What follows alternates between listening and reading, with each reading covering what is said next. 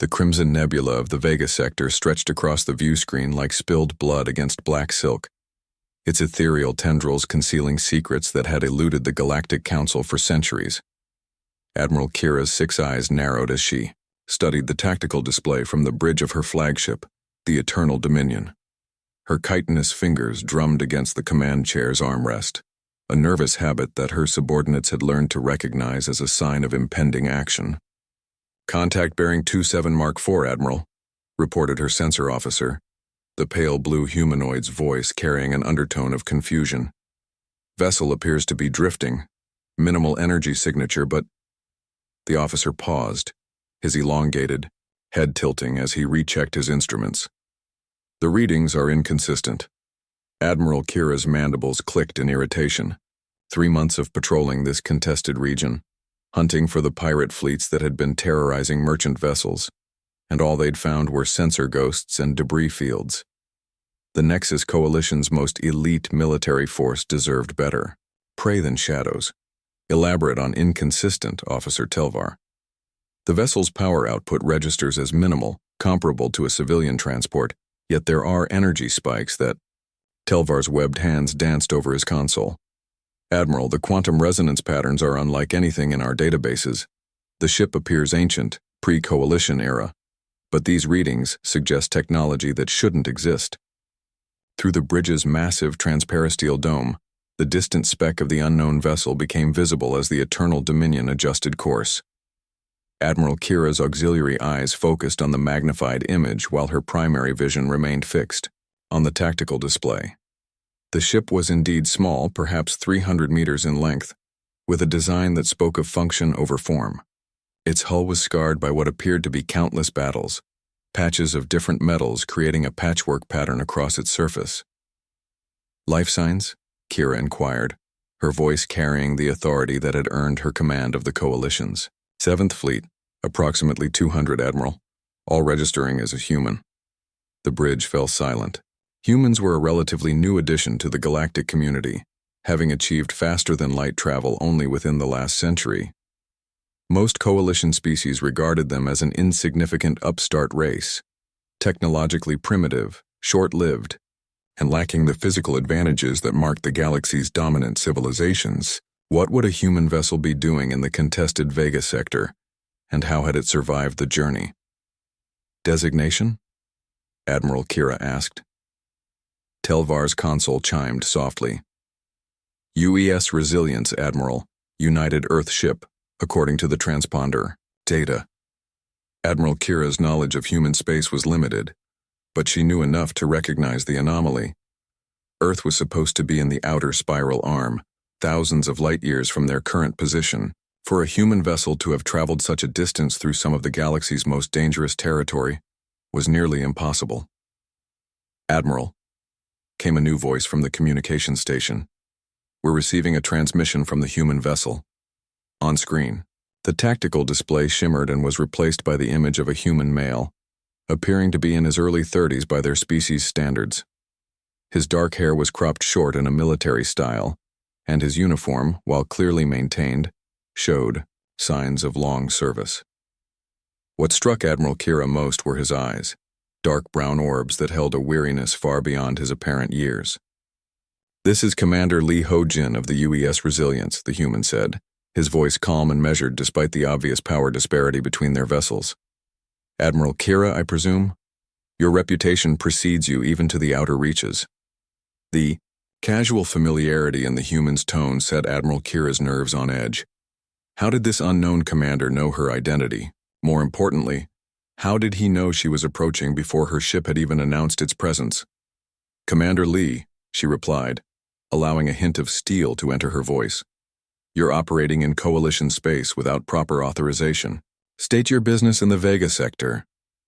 A slight smile played at the corners of Commander Lee's mouth, an expression that somehow managed to be both respectful and confident. "We're travelers, Admiral. Explorers, if you will. The Vega sector's quantum storms make it an interesting place to conduct research."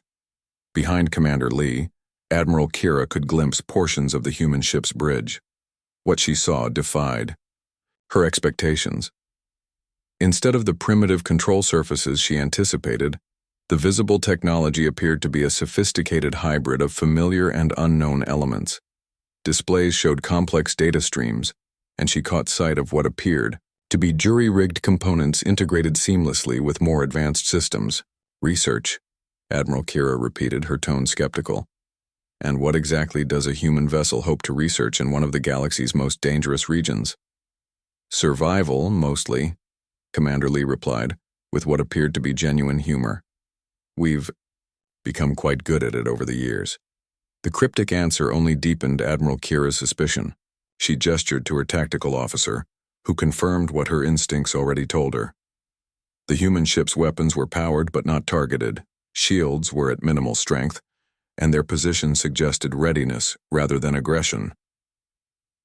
Commander Lee, I'm ordering you to prepare for boarding. The Coalition requires inspection of all vessels operating in contested space.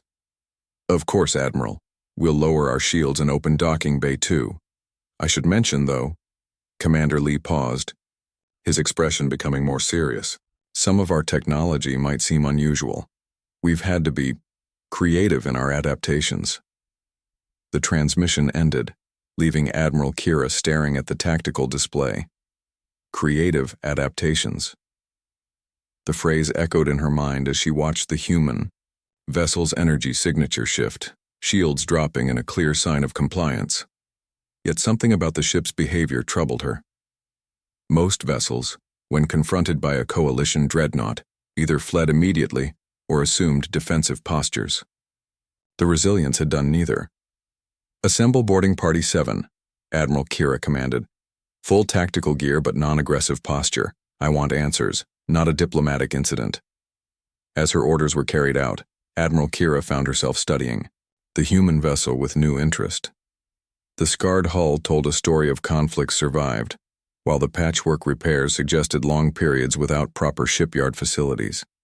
Most telling were the energy readings, power signatures that spiked and faded in patterns that made no tactical sense according to Coalition doctrine. 20 minutes later, Captain Velthar's voice crackled through the comm system from the boarding shuttle. Admiral, approaching the human vessel now. Their docking bay is not what we expected. Elaborate, Captain. The bay appears to be multi-purpose, Admiral. We're seeing what looks like manufacturing equipment alongside standard docking facilities. And Admiral, there are humans waiting to greet us. No weapons visible, but they're carrying what appear to be gifts. Admiral Kira's mandibles clicked in confusion. Gifts? In her centuries of military service, she had never encountered a species that greeted armed boarding parties with presents. The humans were either incredibly naive or playing a game whose rules she didn't understand. Proceed with caution, Captain. Full sensor sweeps of everything you encounter. As she waited for Captain Velthar's report, Admiral Kira studied the resilience through her ship's sensors. The vessel's power core was unlike anything in Coalition databases, not more powerful than comparable ships, but distributed differently, with backup systems that seemed to back up the backup systems. It was the design philosophy of beings who had learned that redundancy meant survival. What kind of journey had brought these humans so far from their home, and what had they learned along the way? The answer, Admiral Kira suspected, would challenge everything the Coalition thought it knew about Earth's newest species. Captain Velthar's boots echoed against the metal decking of the UES Resilience's docking bay, the sound strangely muffled by the chamber's unusual acoustic properties. His 4-member boarding team flanked him in standard Coalition formation, weapons holstered but hands positioned for quick draw. What greeted them, however, defied every first contact protocol in the Coalition manual. 3 humans stood waiting, their postures relaxed yet alert. The woman in the center, wearing what appeared to be a modified Coalition science uniform, stepped forward with a genuine smile that reached her dark eyes. Her black hair was pulled back in a practical ponytail, and she carried a small device that hummed with barely audible energy. "Welcome aboard the Resilience," she said, her accented English translated seamlessly by Velthar's universal communicator. "I'm Dr. Park So-min, xenobiologist and cultural liaison. These are Lieutenant Nam Ji-woo, our tactical officer, and Engineer Kim Tae-won." Velthar's reptilian features remained impassive as he studied the trio. Lieutenant Nam Jiwoo appeared, young even by human standards, her compact frame belying the confidence in her stance. Her uniform bore modifications he didn't recognize, additional pouches, reinforced joints, and what looked like integrated technology along the sleeves. Engineer Kim Tae-won was older, his weathered hands stained with the telltale marks of someone who worked with machinery daily. His coveralls were a patchwork of different materials, each serving an apparent purpose. "Captain Velthar, Coalition 7th Fleet," he replied formally. "I'm conducting a routine inspection under Coalition Maritime. Law Section 774, Subsection 12, Dr. Park interrupted gently. Inspection of vessels in contested space for contraband or hostile intent. We're familiar with the regulation." She gestured toward a cart laden with what appeared to be various objects. "We've prepared some items that might interest your xenobiological databases, along with refreshments suitable for your species' dietary requirements." Velthar's scaled brow ridges rose in surprise. How did these humans know his species' nutritional needs? His people, the Saurian Collective, were relatively uncommon in Coalition space, and their dietary restrictions were hardly public knowledge. "We've encountered several Saurian vessels over the years," Dr. Park explained, apparently reading his expression.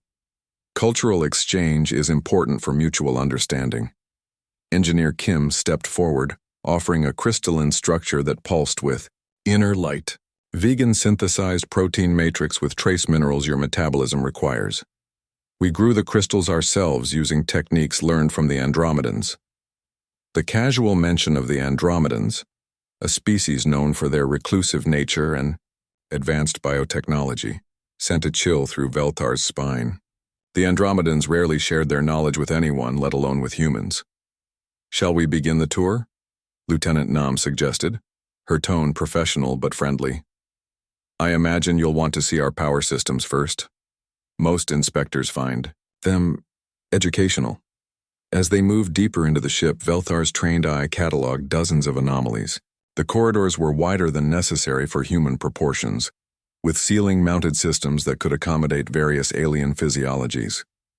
Environmental controls showed settings for multiple atmospheric compositions, while the lighting cycled through spectrum suitable for different species' visual ranges. "You've hosted other aliens before," Velthar observed, not quite making it a question. "When you're traveling the outer reaches, you meet all kinds," Dr. Park replied. "The galaxy is vast, Captain, and full of species that prefer to avoid coalition politics." They entered what appeared to be a hydroponic bay, but Velthar immediately recognized it as something far more sophisticated. Plants from dozens of worlds grew in carefully maintained sections, their roots intertwining in ways that suggested symbiotic relationships. Automated systems moved between the growth beds, guided by what looked like organic neural networks. "Andromedans taught us plant-based computing," Engineer Kim explained, noticing Velthar's attention. "Much more efficient than traditional processors, for certain applications. Also makes excellent soup stock." The casual way the engineer mentioned using advanced biotechnology for food preparation was somehow more unsettling than if he'd claimed to have weaponized it. Lieutenant Nam led them to an observation deck that revealed the ship's true complexity. Through the transparent aluminum windows, Velthar could see into adjacent compartments, workshops where humans and what appeared to be automated systems worked side by side, recreation areas where crew members practiced what looked like combat, techniques and laboratories filled with equipment that defied easy categorization. "Captain," one of Velthar's team members whispered urgently in their native tongue, "the power readings from this section are off the charts." Before Velthar could respond, Lieutenant Nam addressed them in perfect Saurian. "Your associate is correct about the power levels. This section houses our adaptive fabrication systems. We can manufacture components for approximately 87 different technological paradigms." The fact that she spoke his language fluently was shocking enough, but the casual mention of such advanced manufacturing capabilities was staggering. The Coalition's most advanced shipyards could handle perhaps 20 different tech standards. "How long have you been traveling?" Velthar asked, abandoning his formal inspection protocol. Dr. Park exchanged glances with her companions before answering. 53 years, 4 months, 16 days. Since Earth fell. The simple statement hit Velthar like a physical blow. According to Coalition records, Earth was a thriving human homeworld. There had been no reports of its destruction, no refugee fleets, no distress signals. Earth fell? He repeated, his translator struggling with the emotional undertones in his voice. Engineer Kim's expression hardened. Extragalactic invasion happened fast. Those of us who escaped. He gestured around the ship. We've been learning to survive, ever since. But Coalition intelligence shows Earth as what Coalition intelligence shows and what reality is are often different things, Lieutenant Nam interrupted, her friendly demeanor shifting to something more professional. We found that official reports frequently omit inconvenient truths. They continued the tour, but Velthar's mind reeled with implications. If Earth had truly been destroyed, how had no word reached Coalition space? And if these humans had been wandering the galaxy for over 50 years, what had they learned? What had they become? In the ship's workshop, Engineer Kim demonstrated a repair process that defied physics as Velthar understood it. A damaged metal panel was placed into what looked like a simple fabrication unit. Within minutes, the panel emerged not just repaired, but improved, its molecular structure showing enhancements that would take Coalition materials science months to develop. Self-repairing hull plating, Kim explained. Had to develop it after the third asteroid field. Regular repairs were taking too long. The technology required for molecular reconstruction is what you learn when failure means death, Dr. Park said quietly. We've had excellent teachers. Desperation is wonderfully motivating. In the ship's medical bay, she showed him life, support systems that could maintain dozens of different environmental conditions simultaneously, surgical equipment that appeared to merge organic and mechanical healing techniques, and storage units containing biological samples from across the galaxy. We collect what we can, Dr. Park explained. Knowledge, techniques, genetic patterns. When you're the last of your kind, preservation becomes instinctive. Velthar's communicator chirped with a message from Admiral Kira. Report status. What are you finding? He looked around at the humans who had welcomed his armed boarding party with gifts and hospitality, who spoke languages they should never have encountered, who casually mentioned technologies that shouldn't exist, and who claimed to be survivors of a catastrophe that never officially happened. Admiral, he replied carefully, I believe we need to reconsider our assumptions about human capabilities. The tour was far from over, but Velthar already knew that his report would challenge everything the Coalition thought it understood about Earth's children. Admiral Kira's mandibles clicked in rhythmic irritation as she reviewed Captain Velthar's preliminary report. The boarding party had been aboard the human vessel for 3 hours, and their findings grew more disturbing with each transmission. Advanced biotechnology, impossible materials science, and casual familiarity with species that avoided Coalition contact. It all painted a picture that challenged her fundamental understanding of galactic power structures. Admiral, her communications officer announced, Commander Lee is requesting direct communication. The main view screen flickered to life, revealing the human commander's calm features. Behind him, Admiral Kira could now see more of the UES Resilience's bridge. What had initially appeared to be a simple command center was revealed as something far more sophisticated. Multiple crew members moved with practiced efficiency, their stations displaying holographic interfaces that shifted and adapted in real time. Admiral Kira? Commander Lee Hojin said, inclining his head respectfully. I trust Captain Velthar's inspection has been enlightening. Enlightening is one word for it, Admiral Kira replied, her tone carefully neutral. Your ship carries technologies that aren't in our databases, Commander. That raises questions about their origin. A slight smile played at the corners of Lee's mouth. All legitimately acquired, I assure you.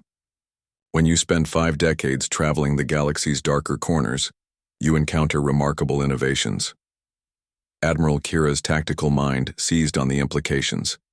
If humans had truly been wandering for 50 years, accumulating advanced technologies, and forging relationships with reclusive species, they represented either a valuable asset or a significant threat. Her next decision would determine which. Commander Lee, I'm curious about your vessel's combat capabilities. Coalition records indicate human military technology is basic. Coalition records are 50 years out of date, Lee replied without offense. We've had excellent motivation to improve. The casual confidence in his voice sparked Admiral Kira's competitive instincts. She had not achieved command of the Coalition's elite 7th Fleet by backing down from challenges, even implied ones. Perhaps a demonstration would be instructive, she suggested. A friendly combat exercise between your vessel and elements of my fleet. Lee's expression grew thoughtful. That's generous of you, Admiral. However, I should mention that our weapon systems are optimized for actual combat situations. A friendly exercise might be difficult to calibrate properly. The presumption in his statement that his single vessel might pose any real threat to Coalition warships bordered on insulting. Admiral Kira's auxiliary eyes narrowed as she made her decision. I'll assign 3 heavy cruisers from my patrol group. Surely that will provide adequate opposition for your optimized systems. 3 cruisers? Lee seemed to consider this. Admiral, in the interest of avoiding unnecessary casualties, might I suggest we operate at half strength? My crew tends to be thorough in their responses to perceived threats. Admiral Kira's mandibles clicked in amusement. The human's audacity was almost refreshing after years of dealing with species that cowered before Coalition might. Very well, Commander. Half-strength weapons, shields at full power. First vessel to achieve weapons lock on critical systems wins. Standard engagement parameters. Understood, Admiral. One moment while I brief my crew. The transmission paused, and Admiral Kira watched through her sensors as activity aboard the UES Resilience shifted subtly. Power signatures that had been stable began fluctuating in complex patterns. The ship's hull temperature dropped as what appeared to be additional heat exchangers came online. Most intriguingly, the vessel's mass distribution seemed to shift, as if internal components were physically rearranging themselves. Admiral, her sensor officer Telvar reported, the human vessel's configuration is changing. I'm reading structural modifications in real time. Before Admiral Kira could respond, Commander Lee's voice resumed. Admiral, we're ready when you are. I've instructed Lieutenant Nam Jiwoo to coordinate our response. She has experience with Coalition tactical doctrines. The casual mention that they had studied Coalition military strategies sent another chill through Admiral Kira's consciousness. How much did these wandering humans actually know about her fleet's capabilities? All vessels assume formation Delta 7, Admiral Kira commanded her cruiser captains. Target the human vessel, but remember, this is an exercise. Disable, don't destroy. The 3 Coalition heavy cruisers moved into a classic triangular formation, their massive hulls dwarfing the UES Resilience. Each cruiser was over 800 meters long, armed with directed energy weapons and kinetic projectiles capable of cracking planetary crusts. Against them, the human ship looked like a minnow facing sharks. Exercise commences in 30 seconds. Admiral Kira announced, Good hunting, Commander Lee. Likewise, Admiral. The moment the engagement began, Admiral Kira's understanding of tactical warfare shattered like crystalline glass. The UES Resilience didn't behave like any vessel in Coalition databases. Instead of attempting to maintain distance or seek cover, it accelerated directly toward the center of the Coalition formation. Its movement pattern was erratic, almost organic, as if the ship were a living creature rather than a mechanical construct. Weapons lock achieved, reported Captain Thax from the cruiser Dominance, firing particle beams. The directed energy weapons that should have overwhelmed the human ship's shields instead seemed to dissipate against barriers that flickered and adapted. The Resilience's defensive systems weren't just absorbing the attacks, they were learning from them. Admiral, Telvar's voice carried confusion. The human vessel's shield harmonics are shifting to match our weapon frequencies. They're neutralizing our particle beams. Before Admiral Kira could process this information, the UES Resilience demonstrated why Commander Lee had requested half-strength parameters. The human ship's weapon systems revealed themselves as modular constructs that reconfigured between shots. What appeared to be a single forward cannon split into multiple targeting arrays, each one firing different types of energy at precise points on the Coalition cruisers. The attack was surgical in its precision. The Dominance's primary weapon systems went offline as targeted electromagnetic pulses overwhelmed their power coupling. The cruiser Relentless found its engines disabled by concentrated gravitational distortions that somehow bypassed its shields entirely. The third cruiser, Inevitable, attempted evasive maneuvers only to discover that the human vessel had somehow predicted its course changes. "How are they doing this?" Admiral Kira demanded, watching her formation crumble within minutes. "Admiral," came Lieutenant Nam's voice over the communication channel, "your vessels are following Standard Coalition Tactical Manual Section 4, Triangle Formation Engagement. Counter strategies are well documented in our databases." The casual tone in which the young human delivered this devastating revelation made Admiral Kira's blood freeze. These humans hadn't just studied Coalition tactics, they had developed counters for them. The engagement concluded with all three Coalition cruisers drifting powerless, while the UES Resilience maintained perfect operational status. Its weapon systems had targeted and disabled specific subsystems with accuracy that suggested intimate knowledge of Coalition ship design. "Exercise concluded," Commander Lee announced. "Admiral, your crews fought well within the parameters of their training. Shall we discuss the results?" Admiral Kira stared at the tactical display showing her disabled cruisers and the untouched human vessel. In 37 years of military service, she had never witnessed such a complete tactical defeat. "Commander Lee," she said slowly, "I believe we need to have a more comprehensive conversation about your vessel's capabilities." "I was hoping you'd say that, Admiral. There are things you need to know about what's coming, and why the galaxy needs to be ready." The ominous undertone in Lee's voice suggested that the demonstration she had just witnessed was merely a preview of revelations yet to come. The silence in Admiral Kira's ready room stretched like a taut wire, broken only by the soft hum of environmental systems and the distant sounds of repair crews working on her disabled cruisers. Across the polished table sat Commander Lee Ho-jin, Dr. Park So-min, Lieutenant Nam Ji-woo, and Engineer Kim Tae-wan. Their relaxed postures contrasted sharply with the tension radiating from Admiral Kira and her senior staff.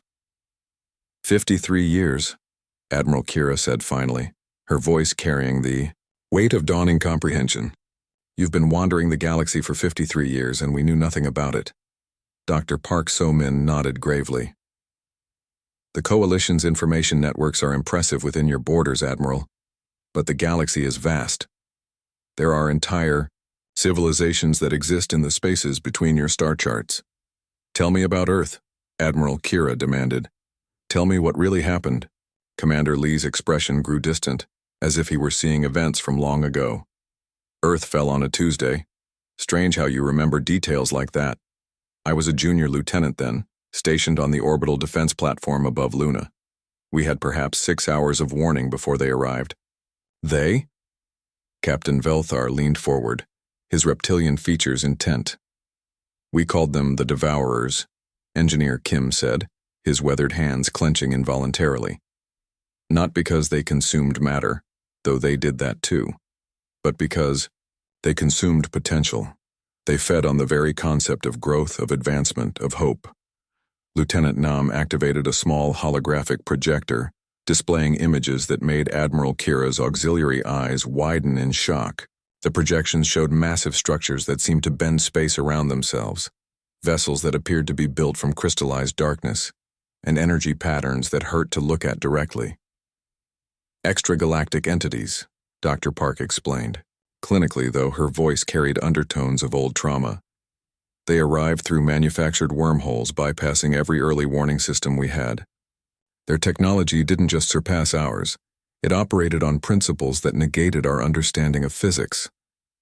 The first wave hit our outer colonies," Commander Lee continued. 12 worlds, gone in minutes, not destroyed, consumed.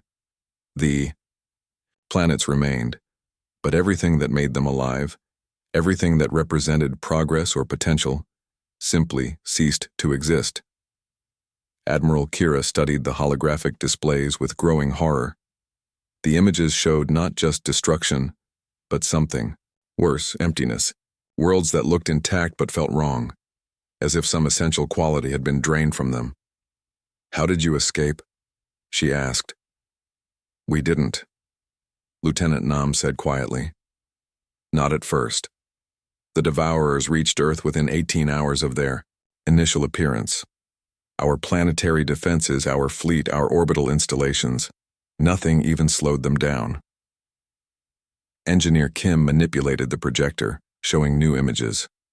Earth, beautiful and blue, surrounded by the debris of humanity's defenses. Then the same world, physically unchanged but somehow diminished, its cities intact but lifeless. "They left the infrastructure," Kim explained. "The buildings, the roads, even some of the technology. But they took something else, the drive to create, to explore, to become more than we were. They fed on human ambition." "The evacuation ships were already launching when it happened," Commander Lee said. 27 vessels carrying perhaps 50,000 survivors total. "We were scattered across the galaxy, each ship taking a different vector, hoping some of us would survive to warn others." "And you've been wandering ever since," Admiral Kira said, pieces of the puzzle falling into place. "Learning, adapting, preparing." Dr. Park smiled grimly. "We discovered that desperation is humanity's greatest teacher. When every day might be your last, when your entire species depends on your ability to adapt and overcome, you learn things about yourselves you never knew existed." She gestured to Engineer Kim, who rose and moved to the room's fabrication terminal. Within moments, he had produced a small device that pulsed with familiar energy patterns. "Coalition Gravitational Manipulator," Admiral Kira identified immediately. "Improved. Coalition Gravitational Manipulator," Kim corrected. "We encountered a damaged Coalition survey ship 8 years ago. Nice people, the crew of the Seeker. We helped repair their vessel, they shared their technical specifications. We've been improving the design ever since." The casual mention of improving Coalition technology that had taken decades to develop, sent chills through Admiral Kira's consciousness. "This is how you've survived," she realized. "Every species you encounter, every technology, you discover, you integrate it, improve it, make it part of your capabilities. Survival demands adaptability," Lieutenant Nam said. "We've learned from Andromedans, crystalline entities, the Silicon Collective, even species that don't officially exist in Coalition records. The Void Dancers taught us about dimensional manipulation," Dr. Park added. "The Quantum Singers showed us how to use probability as a weapon. The Builders shared their knowledge of self-repairing materials. Each encounter made us stronger." Admiral Kira's tactical mind raced through the implications. A human species that had been forged by necessity into the ultimate adapters, carrying technologies and knowledge from across the galaxy, unified by a single purpose: survival and preparation for a threat that had already consumed their homeworld. "How many ships?" she asked. 13 originally, Commander Lee replied. "We've lost one to the void between stars, but we've built 2 more using knowledge gained from our travels. 14 vessels, each specialized for different aspects of survival warfare. 14 ships carrying 50,000 humans," Admiral Kira calculated, "against an extra-galactic invasion force." "Admiral," Dr. Park said solemnly, "we're not the last hope of stopping the Devourers. We're the early warning system. They're coming, and when they arrive, they'll make what happened to Earth look like a minor skirmish." Engineer Kim activated another holographic display, this one showing long-range sensor data. The images revealed distortions at the galaxy's edge, patterns of darkness that seemed to consume light itself. "They've been testing the barriers between galaxies for decades," Kim explained. "Each probe stronger than the last. Our calculations suggest they'll begin their full invasion within the next 5 years. The Coalition needs to be ready," Lieutenant Nam added. "Your military doctrines, your ship designs, your entire approach to warfare is based on fighting enemies that follow conventional physics. The Devourers don't." Admiral Kira stared at the evidence before her. Sensor readings that showed impossible phenomena, technology that defied understanding, and the calm certainty in these humans' voices that spoke of absolute knowledge. "What do you need from us?" she asked finally. Commander Lee's expression brightened for the first time since the conversation began. "Partnership, Admiral. The Coalition has resources, manufacturing capability, and established infrastructure. We have knowledge, adaptability, and 53 years of hard-won experience fighting the impossible. Together," Dr. Park said, "we might actually have a chance of saving the galaxy." Admiral Kira looked at her senior staff, seeing her own thoughts reflected in their expressions. The humans weren't asking for conquest or dominance. They were offering alliance against a threat that none of them could face alone. "Commander Lee," she said formally, "I believe we need to contact the Coalition High Command immediately. The war for the galaxy's survival was about to begin." 6 months after first contact with the UES Resilience, Admiral Kira stood on the observation deck of the newly constructed Deep Space Monitoring Station Omega-7, watching an impossible sight unfold before her. Through the reinforced transparasteel, she could see human and Coalition vessels working in perfect coordination, their combined technologies creating something neither species could have achieved alone. The station itself was a testament to the partnership that had emerged from desperation and mutual respect. Coalition industrial capacity had provided the raw materials and manufacturing infrastructure, while human innovation had contributed designs that pushed the boundaries of known science.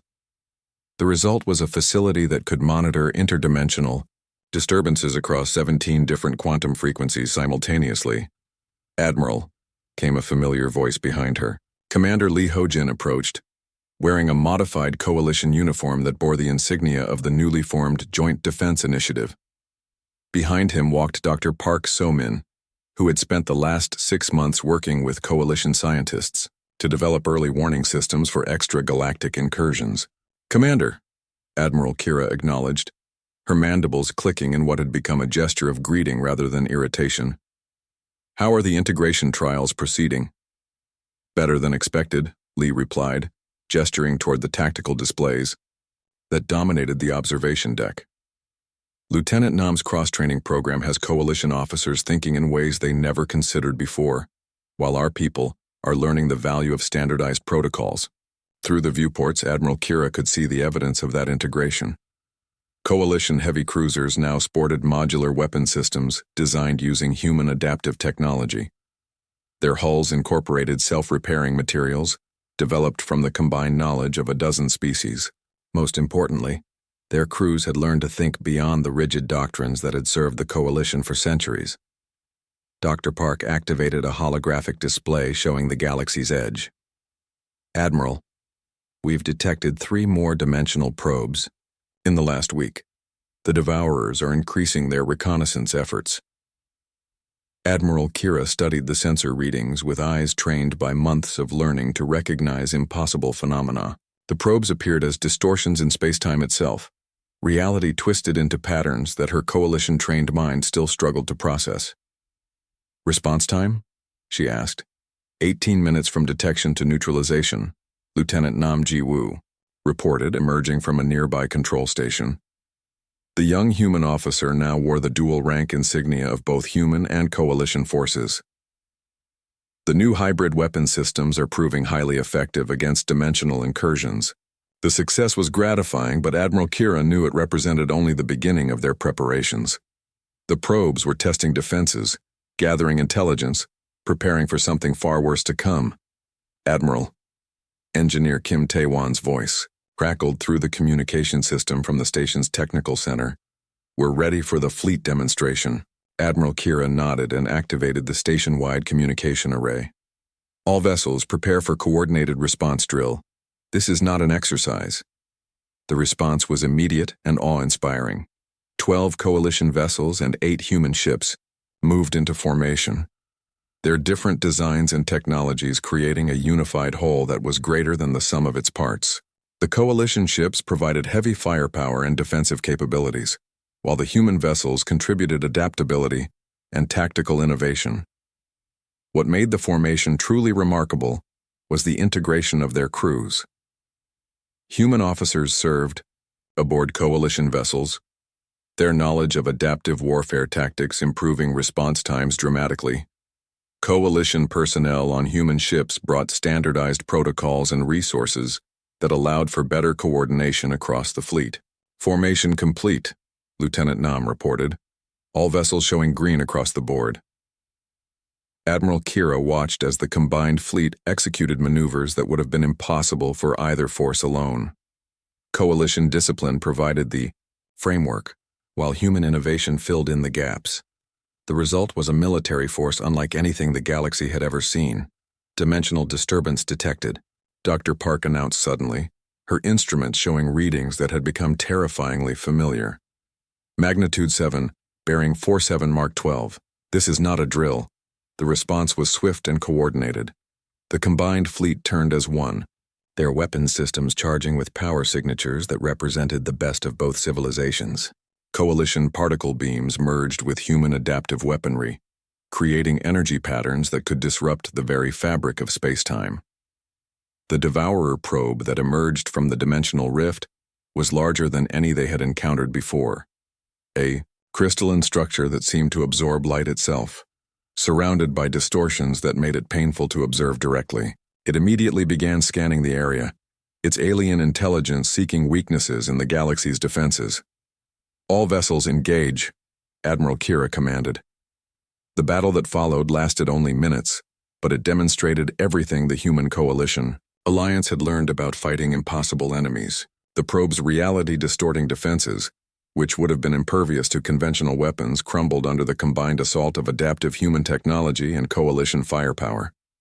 "Target destroyed," reported Captain Velthar from his position aboard the modified coalition dreadnought Eternal Unity. "Dimensional rift sealed. Area secure." As the fleet returned to formation, Admiral Kira reflected on how much had changed since that first encounter in the Vega sector. The humans had taught the coalition that strength wasn't about size or raw power. It was about the ability to adapt, to learn, to become something greater than what you were before. "Admiral," Commander Lee said quietly, joining her at the observation window. "Long-range sensors are detecting increased activity at 17 different dimensional weak points. The probes are becoming more frequent, more sophisticated." "How long do we have?"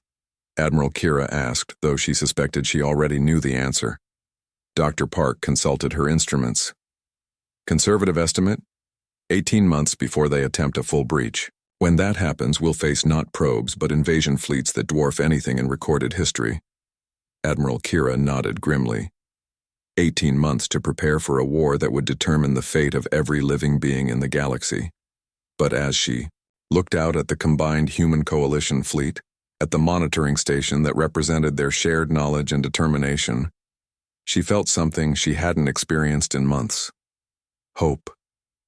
"Commander Lee," she said formally, "I'm recommending to Coalition High Command that the Joint Defense Initiative be granted emergency powers to coordinate galactic defense preparations. And I'm recommending that the other human survivor fleets be brought into full partnership with the Coalition," Lee replied. "Admiral, we're going to need everything we've learned, everything we've built, and everyone we can convince to stand with us." Through the viewport, the stars wheeled in their ancient patterns, unaware that their fate hung in the balance. But at Station Omega 7, representatives of two very different species worked together, their combined strengths creating something that neither could have achieved alone. The galaxy's strongest species had learned that true power wasn't about domination, it was about unity in the face of impossible odds. And as the first reports arrived of dimensional disturbances detected by monitoring stations across Coalition space, Admiral Kira knew that their real test was only just beginning. The Devourers were coming, but this time, the galaxy would be ready.